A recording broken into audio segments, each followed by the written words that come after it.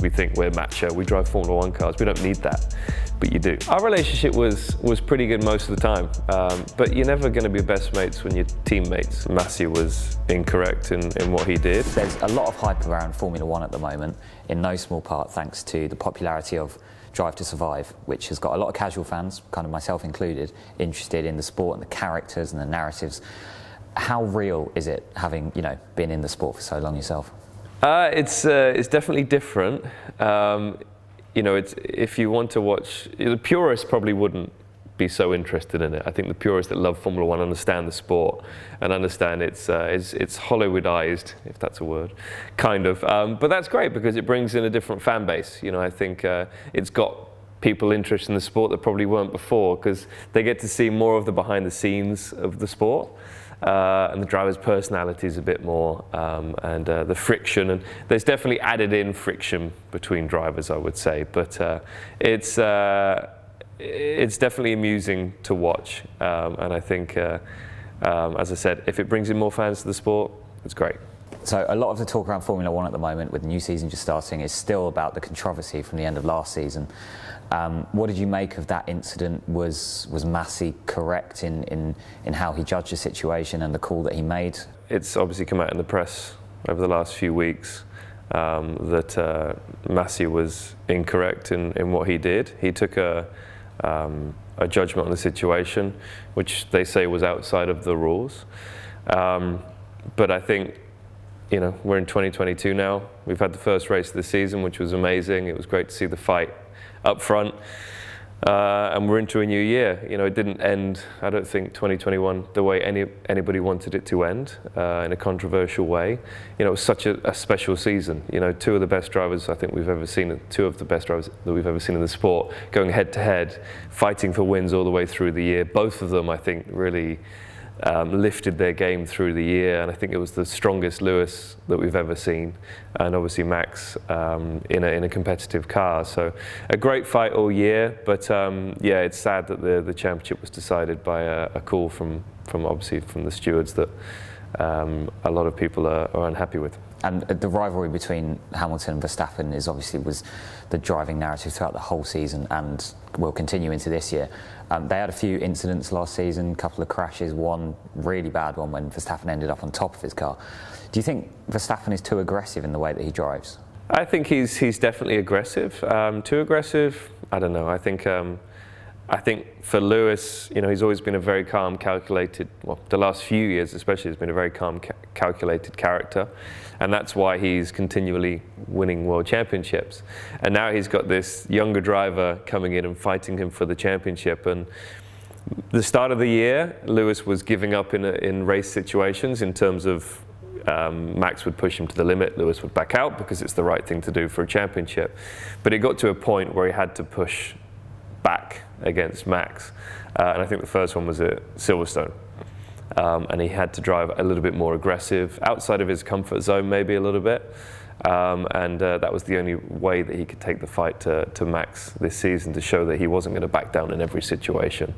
So I think the mental game that was going on between the two drivers was just as much just as exciting as the on-track action, because they had to change the way that they went racing to fight against each other. They push each other to become better, right? Yeah, and I think that's why there was so much love for the sport for most of the year, because you had these greats that you could see them finding certain situations difficult mentally, because it is a mental sport. It's physical, but a lot of it is mental. But the action on track and off track was electric. You don't normally get that in an F1 season. You have some great races, but you also have some races that aren't so as exciting. But in 2021, every race seemed to be, exciting. Yeah. You raced with Lewis. Your relationship was reportedly a bit frosty. Where do your sympathies lie in that rivalry now? Were you rooting for Hamilton to win? Our relationship was pretty good most of the time, but you're never going to be best mates when you're teammates, because it's not like teammates in football where you're working together. The first person you have to beat is your teammate. He's in the same equipment as you, but you also have to work with him, so it's kind of a tricky one. But I don't root for any driver. For me, I'm on the sidelines commentating, presenting Formula One as a whole.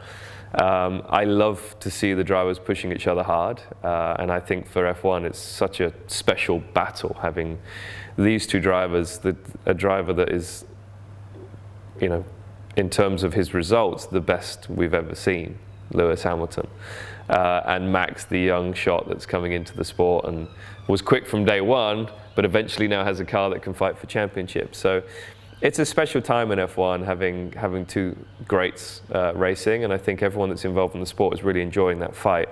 But it's not just those two anymore. You know, there's a couple of other guys that can really take the fight and fight for wins. You know, it's good to see that Ferrari are competitive again, and a few other teams. Even Haas getting a P5 at the last race was great to see. It's great to see a mix-up in F1, something the sport always needs. You know, always want other teams at the front. You don't want just two drivers fighting for wins. You want more than two teams. You want more than two drivers fighting for those victories. Max and Lewis will be at the, you know, they'll be competing again, but which kind of new drivers coming through are you tipping to challenge them in the next couple of years for the title? Charles Leclerc, or Charles Leclerc, as it's supposed to be pronounced, I think. He had such a good first race. You know, very rounded, very calculated, very controlled through qualifying the race. Really, really impressive. His teammate, Carlos Sainz, is also a very calculated driver. So I think the driver pairing there is great. But it's always tricky when you're winning races and you're fighting for a championship, having two quick drivers in a team. So we'll see how that plays out. Obviously the Red Bull's quick. Max proved that in the first race. I thought what Lewis did in the Mercedes was great. He got the best out of the car, as he pretty much always does, but to get on the podium at the first race when they're not so competitive was very impressive. But his teammate as well, George Russell, did a great job, and you know, it's lovely to see Brits doing so well in the sport that we love. You know, Lando Norris and McLaren. The car wasn't so competitive, but he again is a guy, if he's in the right situation, can fight for wins. So we've got three great drivers in Formula One that are British, and they're all very, very competitive. You mentioned it being a mental sport earlier. You won the World Championship in 2009. What does it take to achieve that? Well, you need a good team, first of all. You need a good car. You're never going to win in an uncompetitive car. That's what the sport's all about. It's a team effort. It's different to football where the team's on the pitch, right? A lot of our team is back at base, back at the factories. But you need everyone within that team to do a great job to be competitive. And then you go through the mental challenges. You know, for me, I won 6 of the first 7 races back in 2009. And then it tailed off. The car wasn't so competitive. I wasn't performing because I put myself under so much pressure that anything but a win was a failure. And you have to realize that you don't go and win every race in Formula One. You don't need to win a championship. But for me, I put myself under so much pressure that my performances tailed off. I was overdriving, overthinking situations, and it was really difficult, and it took me sort of two-thirds of the way through the season to really see that. I had a physio and a good friend called Mikey Muscles, who was the person that I could really speak to. He'd be giving me a massage and he'd just say, JB, just talk to me, tell me what's in your head, and we would run through stuff that I'd never spoken about before, about my weaknesses and insecurities. And for me, getting it out there, putting it out there was a massive positive. It gave me more confidence in my ability. He'd remind me of what I had achieved before and how to get back there. So you definitely need someone in this sport that's there for you, that's an ear. They're not going to tell you how to do your job, but it's just a soundboard, I guess. And that's something that a lot of drivers don't have and haven't had in the past, because we think we're macho, we drive Formula One cars, we don't need that. But you do. You do need someone that's there for you when times are tough. There's the Max versus Lewis rivalry. There's also the Horner versus Wolff kind of rivalry. I think he once said there is no relationship between us. And what do you make of their rivalry, their characters, and are they a reflection of the drivers that they work with, do you think?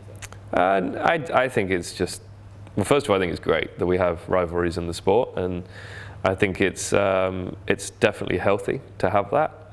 It's nice that it's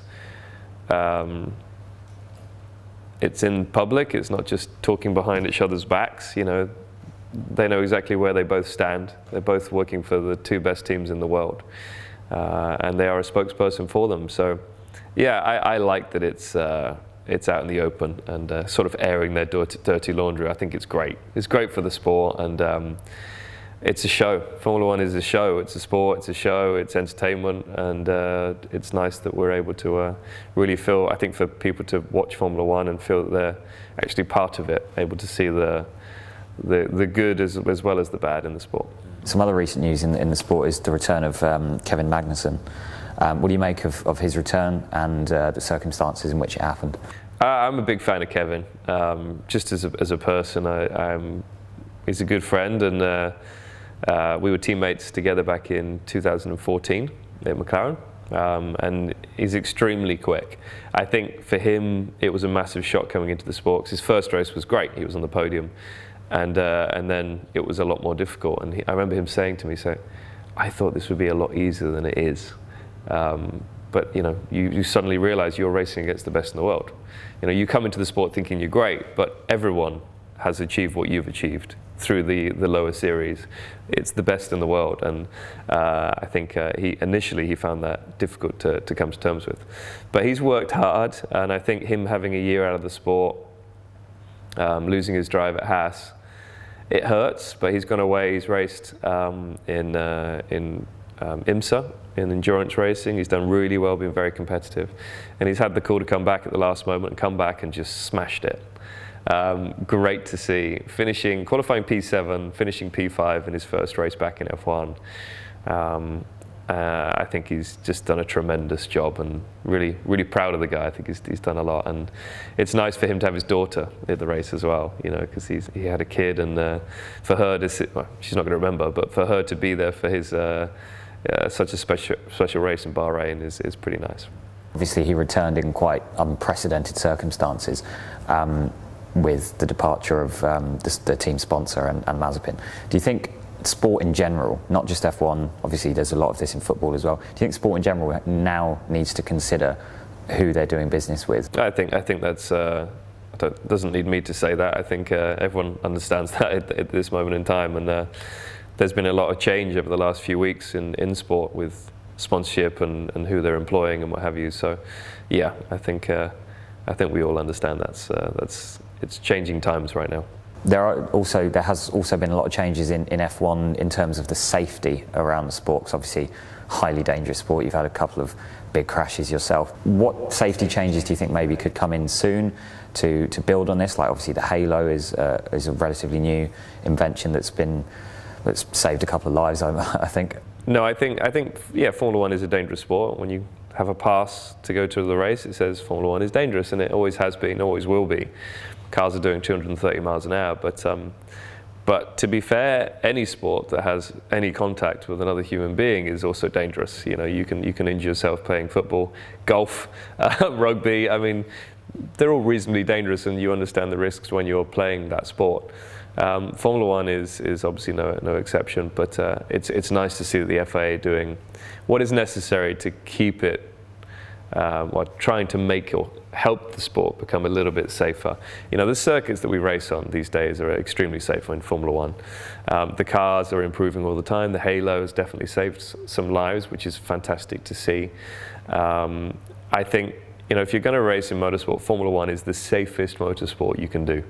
It really is. You go and race in other categories and you race in lower forms of motorsport, they're not as safe as Formula One. Formula One is the pinnacle of safety as well as skill, and manufacturers and what have you. It's the pinnacle. But race elsewhere in grassroots racing, it's probably not as safe, but I think it's trickling down now, the safety aspect, and hopefully will carry through to the lower formulas. Athletes often talk about when they retire, struggling to replace that buzz, right?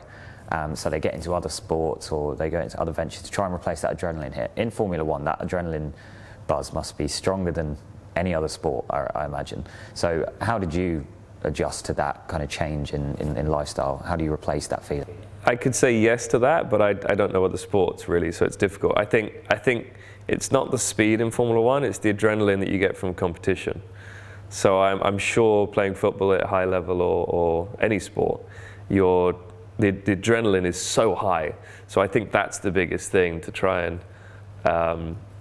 replicate that in something else is very difficult. And I must admit, when I left Formula One, the first year out of the sport, it was tricky. You know, I was like, oh, okay, you know, I've got more time to myself. I can do what I want on the weekends. But I struggled to find something that really I could sink my teeth into really and get a buzz from. And I raced in Japan, which was great, in Super GT, won the championship in 2018. Did Le Mans once. But I needed something to sink my teeth into. And I really think that I have now. I've got a coach building company now that I'm involved with called Radford, which I love. You know, I'm building cars. I'm part of the process of building these fantastic motor cars that we sell to clients. So it's kind of like what I'm used to doing in Formula One, where I've developed a car around me. I'm doing the same thing, but it's for 62 people, which is pretty cool. I spoke to George, my partner in Coach Build, and he said, I'm doing this blended whiskey. It's something that is very big in Japan at the moment, blending whiskies, and he wanted to do it with Scotch. And I was like, that's really interesting, because it has a lot of parallels with coach building a car, you know, working with different people to develop this fantastic automobile. And it's the same thing with whiskey. It's working with the different regions in Scotland, bringing it all together. This has been a sherry cask for a while as well, to really finish it off. And I was like, yeah, that sounds like a fantastic project. And that was a couple of years ago now, and we've been working together, and we've developed this wonderful whiskey.